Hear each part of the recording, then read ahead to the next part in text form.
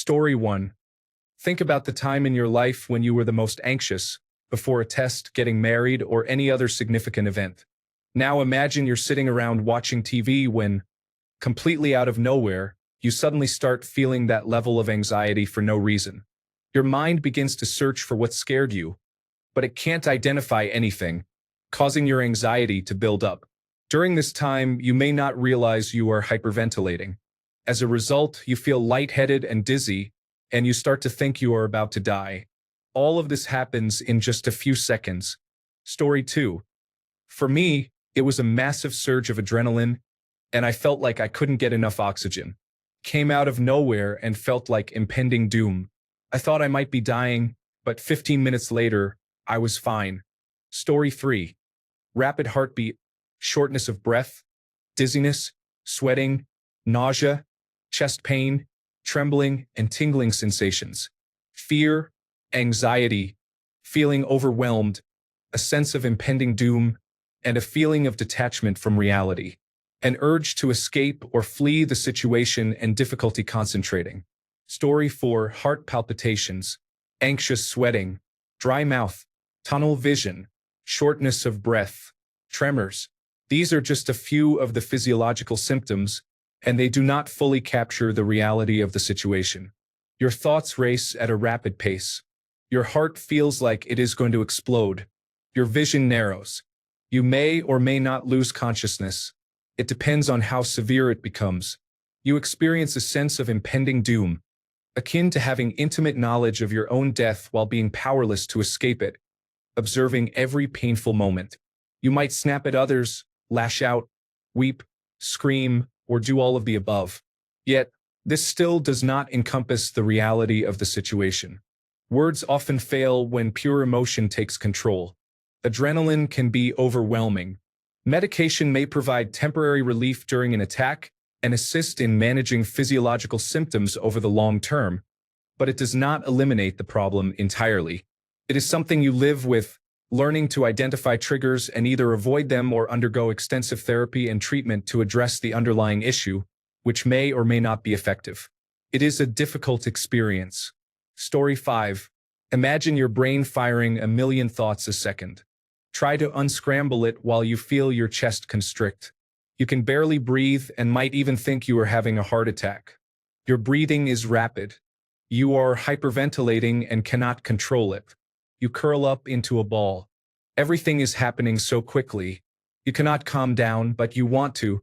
You do not want this to happen, but it is happening. Why is this happening? It does not matter what is happening around you. You just feel this suffocating crush all at once. In those moments, all the anxiety in the world feels like it is hitting you. I think that is the best way I can describe a panic attack. Story 6. The longest time of your life. You have a desperate need to escape. To where? Anywhere but here. Your heart feels like it is racing, but also being crushed. Your chest is heavy. Breathing feels like a chore, even if you are breathing normally, and you cannot catch your breath. You may sweat, shake, or cry. Your mind shuts down to pure instincts. Rational thought is gone. You wonder how much longer you have to live, because it feels like you are dying.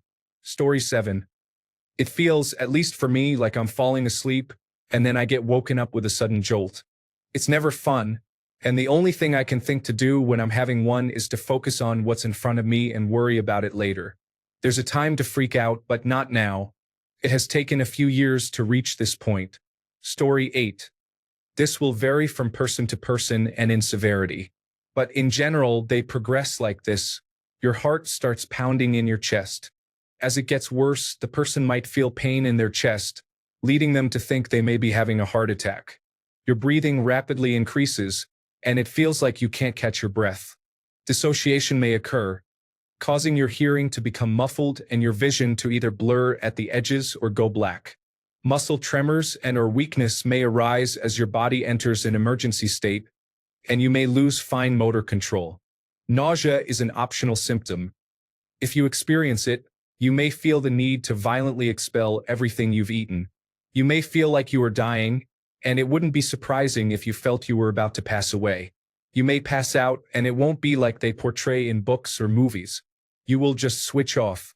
I have never met anyone who has passed out and seen black. It is always stark white. As for what you can do not ask them what is wrong, as that will only escalate the situation. Get the person somewhere quiet but not dark, as their reasoning part of the brain may be shut down. Then, help them reconnect with their senses. Have them name something they can touch, then something they can smell, then something they can hear, and finally something they can see. This is the most likely order in which their faculties will return. Once they can hear you in a soothing voice, guide them to slow down their breathing one breath at a time until they reach a reasonable breathing rate. At that point, have them repeat the senses drill. It might take a few attempts. When this is done, give them some sugar to eat, not to drink. Preferably a candy bar, since items like Skittles and Nerds can get lodged in the windpipe. The person may become embarrassed and cry, which could also be due to the significant adrenaline dump they experience. Tissues are essential in this situation. If they start apologizing, ignore it. Just continue the senses exercise, and if they are able, have them raise their arms above their chest to open up their airways. Do not ask what caused it, as this may lead to a relapse. Instead, ask if they would like to go to the car, hotel room, house, or wherever is appropriate. If they say yes, provide a steadying hand and guide them there. Story 9, time sort of froze. I started sweating profusely and couldn't catch my breath. I was shaking uncontrollably and felt completely trapped. I sat down for what I think was an hour before it fully passed. Story 10. The worst experience I ever had made me feel like I was dying, as if those were my last moments. Tingling numbness started at the tip of my nose and spread over my entire face. I was sweating, despite it being 20 degrees Fahrenheit outside, and my heart was pounding so hard that it was all I could hear. My hands and feet gradually went numb after my face. All I could do was close my eyes and resign myself to what felt like the end. Story 11. It starts with me focusing on a point in my environment. Then my breathing quickens, and I experience an intense sense of anxiety. After that, my peripheral vision becomes inconsistent. It can be blurry or completely focused on what I am observing. For example, if I look at a specific pattern on the ground, my entire view becomes dominated by that pattern. Afterward, I forget what happened. It is a truly intense and frightening experience, and it is uniquely mine. Story 12. You'll be confused, with thoughts racing and all your attention drawn to your heart. Your heart will be beating rapidly, as if under intense pressure, reminiscent of a scene from an action movie. Story 13. For me, your mind is like the view from the passenger window while driving at 100 miles per hour. Your thoughts are the things on the roadside. Everything you try to focus on disappears before you can process it. The body enters a kind of trance, but without any relaxation.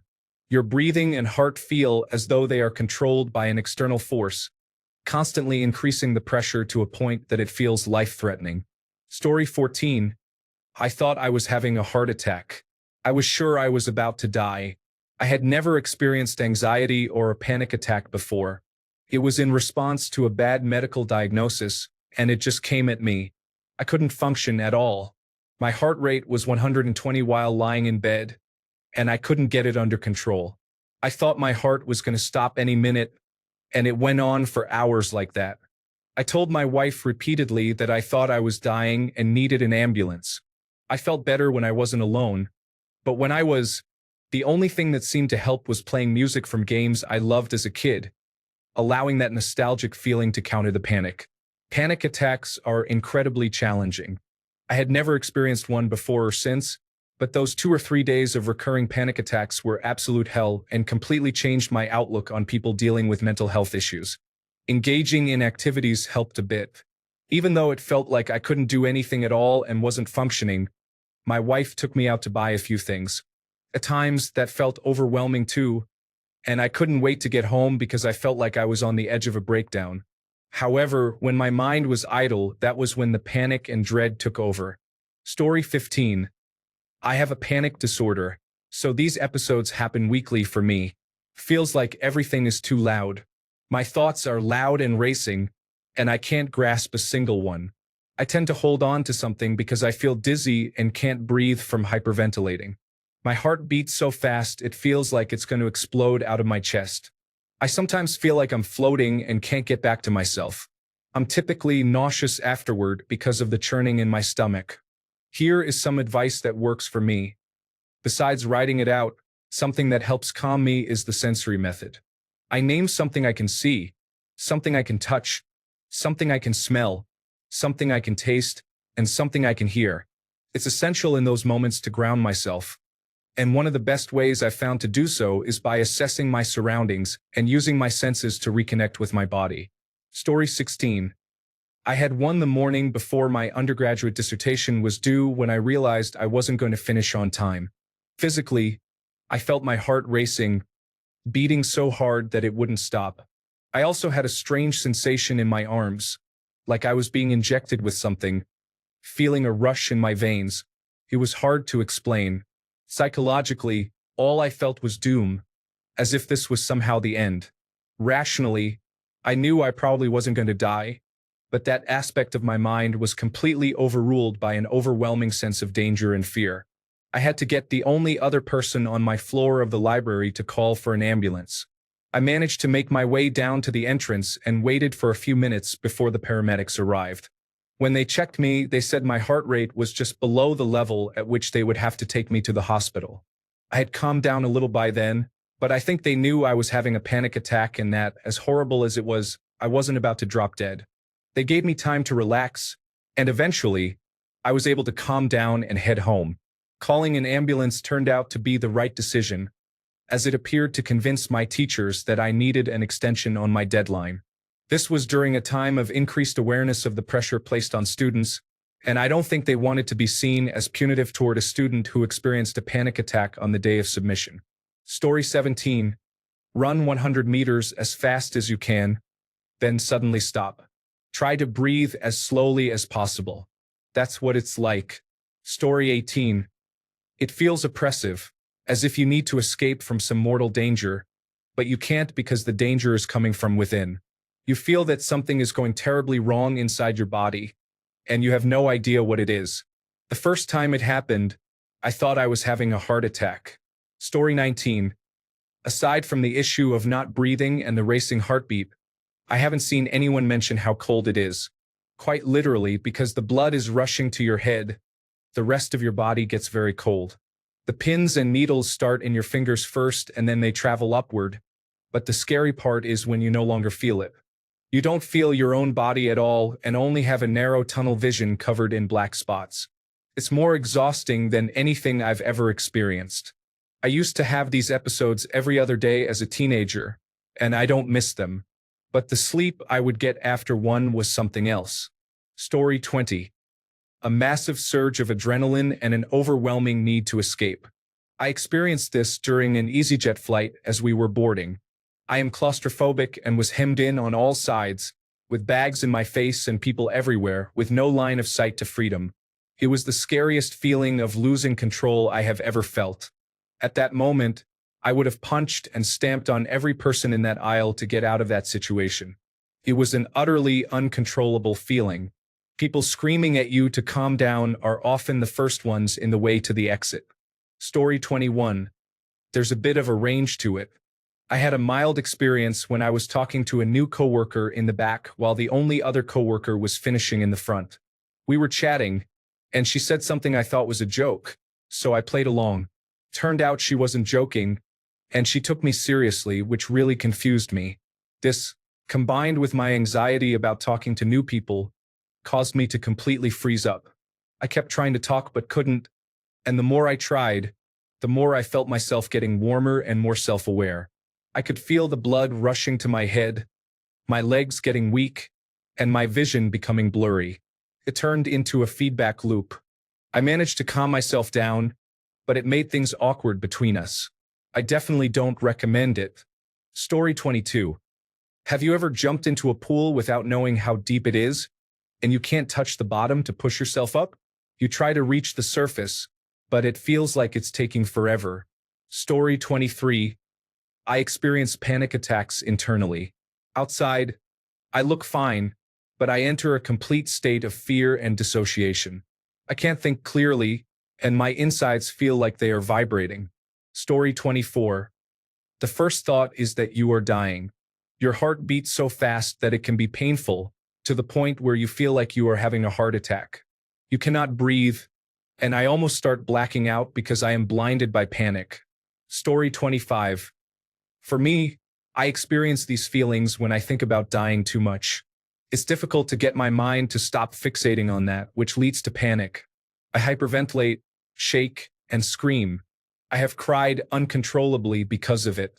It feels like I have lost control. The fear is so intense and overwhelming.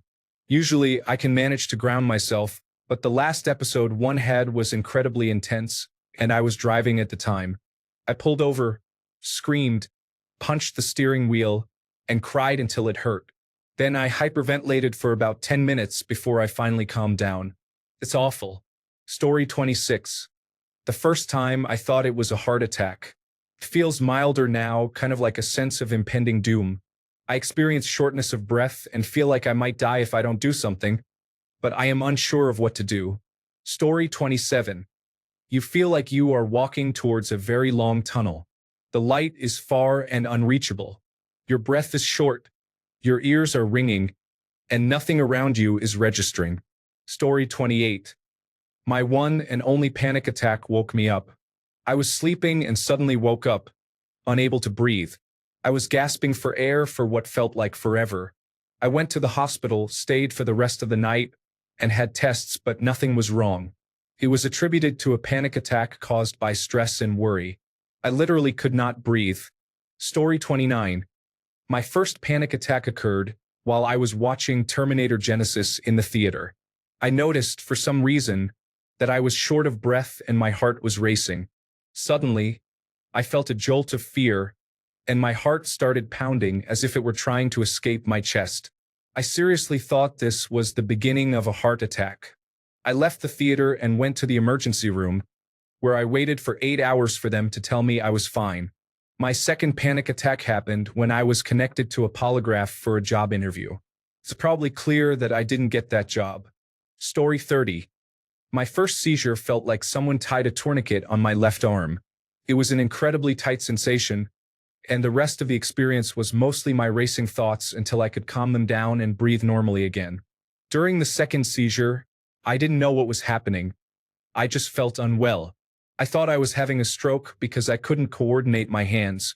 In the ambulance, they informed me that the issue with my hands was due to hyperventilation, and that if I couldn't stop, my feet would also be affected. Now I experience seizures regularly and understand what is happening, but there is always some anxiety involved. Story 31. I'm 15. Last year, I experienced a terrible period of death anxiety. I ate very little because I was terrified. My pulse was never under 100, and I feared for my life when falling asleep, convinced that I would never wake up. I went to the emergency room because we have a history of heart attacks in my family. They told me my vitals were fine and that anxiety is normal. I wish I had received medication or some help because it's terrifying to think you'll die if you fall asleep. Story 32. From the comments, I don't think I've had one before, maybe an anxiety attack instead. Either way, I was just so emotionally overwhelmed that I curled up on the floor and started crying so badly that I hyperventilated. One time, it was over Chipotle. Story 33. My hands and feet start tingling until I cannot really feel them. I cannot breathe. My heart starts racing. I feel lightheaded. Everything turns pink, and then I pass out. Story 34. I was at the bottom of the sea during my scuba training. I do not recommend it. However, this is apparently common enough that you receive training on how to manage it. Essentially, you cannot swim towards the surface. You need to go through the equipment checking drill. Check air, depth, any emergencies in your periphery, breathe normally, and then convince yourself that you are okay, stay put, and follow the instructor. I was not okay that day, and I still remember the feeling. Story 35. I have only had a panic attack twice, and during those times, my breathing became erratic. I was breathing quickly but felt unable to get enough air into my body, which increased my panic and intensified the experience. It was not a pleasant situation, especially around other people. Story 36. Pain in the back of your chest. Fingers are sweaty. Shortness of breath feels like a heart attack is coming on. The fight or flight response kicks in, creating a need to go to the toilet, which is panic-inducing in itself if you are stuck somewhere like in an elevator or another place where you can't leave easily. Story 37. It feels like being chained to the floor of an airplane at cruising altitude.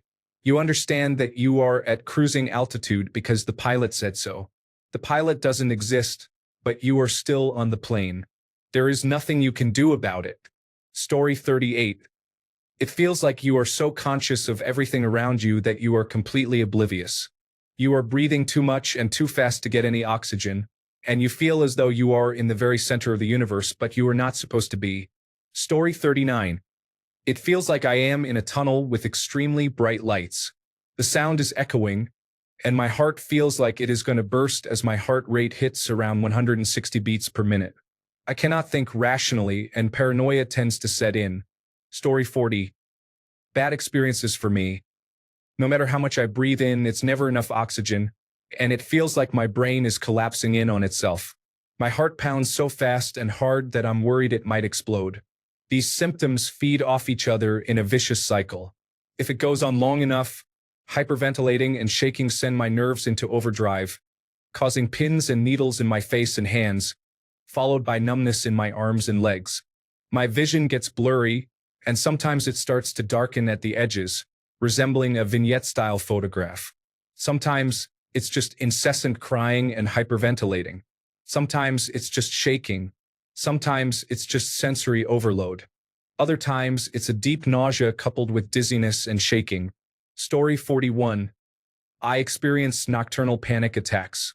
I sleep for about 30 minutes to 1 hour, then wake up with my heart racing and pounding. I feel nauseous and stand up to run to the bathroom, feeling very dizzy and lightheaded. I usually splash cold water on my face, neck, and arms. I feel shaky and scared for about 15 minutes, and then I start to calm down. Story 42. You know that moment when you're relaxing in your chair and tilt it too far back? That intense vibration you feel throughout your body for a brief moment as you jump to catch yourself? It's that, but instead of a brief moment, it's half an hour or longer. Story 43. If you have ever worked at a fast-paced restaurant with numerous tasks that need to be done immediately and are equally important, you might feel so stressed that you freeze, as if your entire body is paralyzed. Can resemble a heart attack. Story 44. I have experienced this a couple of times.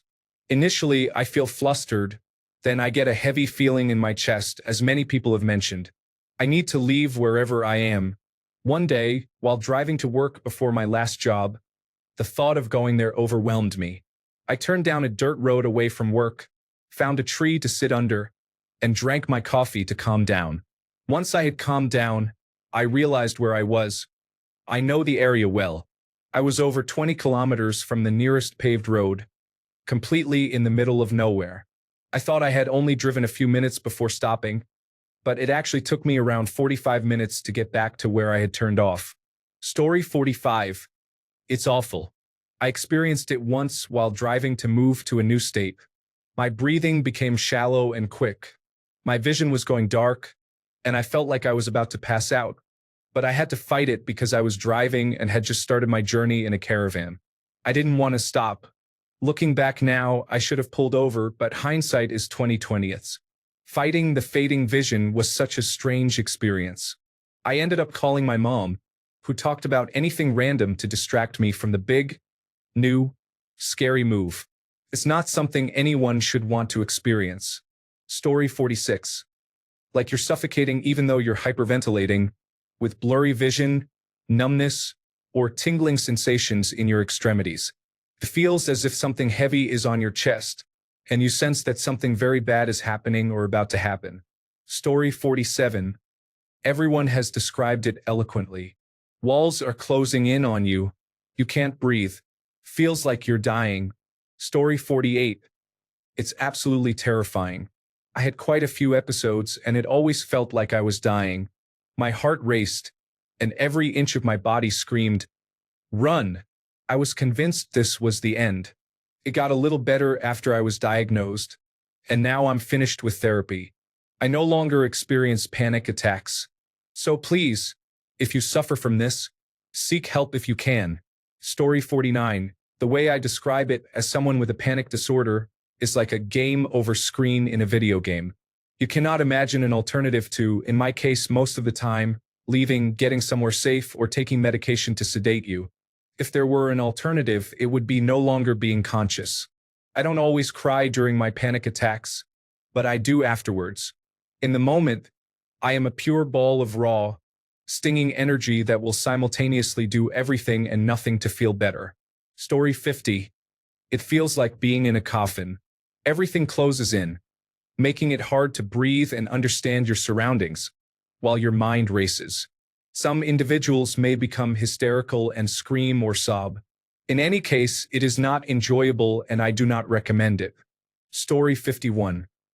My heart was racing, and my breaths were fast and shallow, making me feel like I was hyperventilating.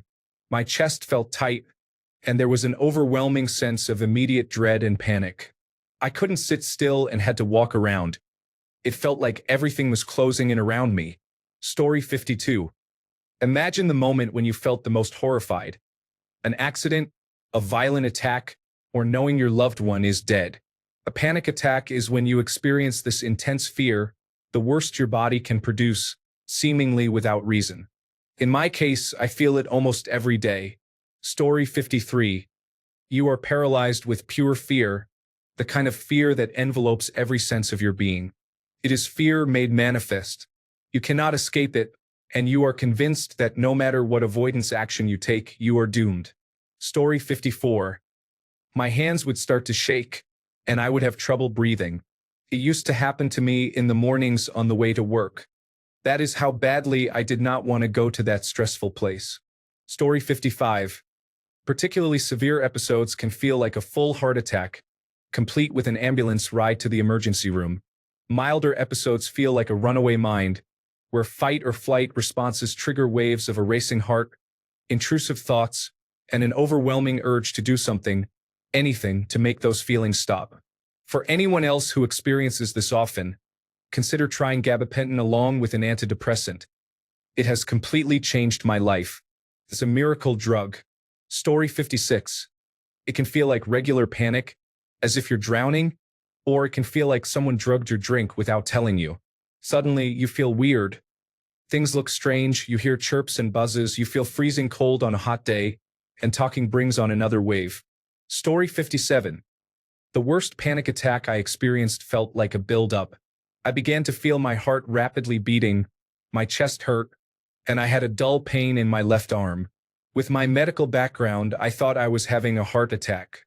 I dismissed it, thinking it was just an unfounded hunch. Then, in the middle of the night, it felt like my heart was going to explode from my chest. Fortunately, my university is next to a hospital, and my friend brought me in. They conducted some examinations, and I had to stay in the emergency room for about 12 hours. Story 58. It feels like you are going to die. It is hard to breathe, as if you cannot get enough air. It also feels like you are going to faint. You are sweating and shaking. I seriously thought I was dying. Story 59. I have had 6 of them over 12 or 13 years. I never knew they were panic attacks until the last one. I always experienced them after an injury. Once it was on my wrist, and another time I hit my knee very hard on a solid wood table leg. They were never anxiety-induced, so I never thought that's what it was. I believed it was going into shock. I was wrong. The last time it happened a couple of years ago, there was no injury, anxiety, or anything. I had a bad flu, not COVID-19, and was just lying in bed when suddenly my heart rate skyrocketed. I started to sweat and felt extremely nauseous. I went to the bathroom and sat there hunched over. It felt like the previous shocks. For about 10 minutes, my muscles were frozen, and all the blood rushed down from my head. I struggled to remain conscious and couldn't move while sweating profusely. It was somewhat like being very drunk. I couldn't move, couldn't close my eyes, and just had to let it pass. Because I was already extremely sick, it was the middle of the night, and we had a newborn sleeping. My wife asked me in a panic if she should call emergency services. I was sure I would be fine in a few minutes, but out of caution, in case I actually lost consciousness, with the sleeping baby, it being the middle of the night and my panicking wife, I said yes. When the paramedics arrived, I explained what happened, and they told me that it was indeed a panic attack. I was surprised. I mentioned my previous similar experiences with mild injuries, and they confirmed it again. It is an unpleasant 10-minute experience of feeling lightheaded, drunk, exhausted to the point of almost passing out, and experiencing muscle rigidity. My arms and legs tingle intensely, and I lose the ability to move them. There's an early episode of Ted Lasso where Jason Sudeikis acts out a panic attack outside a bar, and that was a close depiction of my experience. Story 60. I couldn't feel my hands. They were numb. I was hyperventilating, couldn't think straight, and could barely talk. I thought I was having a heart attack or a stroke. Calling emergency services when you can't feel your hands is incredibly difficult. Story 61. I feel absolutely convinced that I am about to die or that my life will be irreparable. I experience barely restrained hysteria and panic. My chest hurts, and I can't seem to catch my breath as my mind spirals into worst-case scenarios. In that moment, my reality feels as if it is all over for me, and I truly believe it. Once I come out the other side, it feels like my brain has fried. I feel like a zoned-out zombie, but luckily, these episodes don't happen nearly as often as they used to. Story 62.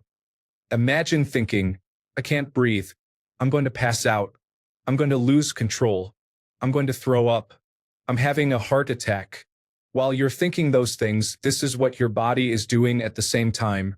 You're breathing rapidly, and it doesn't feel like you're getting enough air. Your body is flushed with sweat. You dissociate. You feel faint, and your limbs feel numb. Your bowels are overworking, and you feel the need to clench to stop yourself from losing control. Your stomach is churning. It feels acidic, and you're nauseous. You have sharp pains periodically surging across your chest and down one arm, and your chest feels tight. Story 63.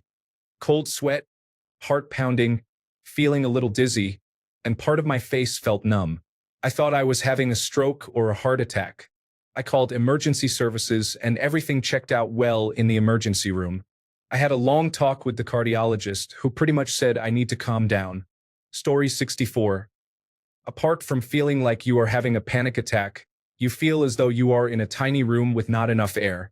Additionally, you have countless thoughts coming in but not going out. Story 65. Out of control, you are not able to escape easily. The most terrifying thing I have ever experienced, aside from the event that triggered it, was the absence of landing gear on a 6-seater Pilatus plane. I could not leave the house to return to the airport without overwhelming panic. I did not know what was happening and sought medical advice. I consulted a first-year doctor who said I just described a textbook definition of a panic attack. I do not know if that helps, but that was my experience. Story 66. Imagine you're trying to run but can't move. Imagine that you're trying to breathe but can't remember how. Picture yourself under a collapsed building, with everyone searching for you beneath the rubble. You are unable to scream for them to hear you, and you hear them moving further away. Story 67. It's like your body is running a marathon while your mind is stuck in quicksand. The first time it happened to me, I was grocery shopping. Story 68. I don't know if it was really a panic attack. Everyone said I was just a bit stressed, but I remember wanting to break down and cry because everything felt overwhelming. I had a high fever and couldn't bring myself to think clearly.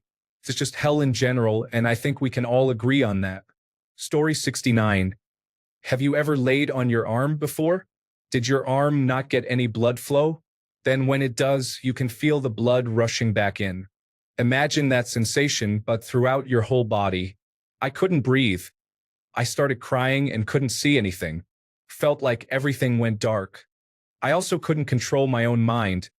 It felt like it was on overdrive, and it's hard to explain. This happened while I was at work, which made it really difficult, and nobody did anything to help. Thanks a bunch for sticking around till the end of the video. Remember to subscribe, and until next time, stay awesome and goodbye.